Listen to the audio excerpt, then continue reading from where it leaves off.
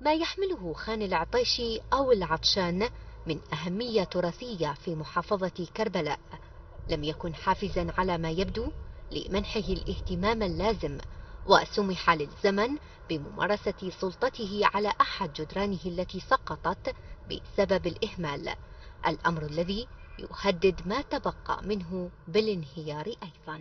خان العطشان أو قصر العطشان أو قلعة العطشان قبل أن تكون خان، هذه من أندر الأماكن التاريخية، بل ربما هو البناء إن صحت الرواية الثانية كونه من العصر الصفوي، هو البناء الوحيد الذي بقي من عهد الاحتلال الصفوي. بسبب هذا الإهمال سنجد أو ستلومنا الأجيال القادمة لأن فرطنا بما يميزنا عن مدن عالمية كثيرة. عائدية الخان إلى وزارة التجارة ورفضها تسليمه إلى وزارة السياحة والآثار وبحسب سلطات كربلاء المحلية أسهمت أيضا في عدم ترميمه.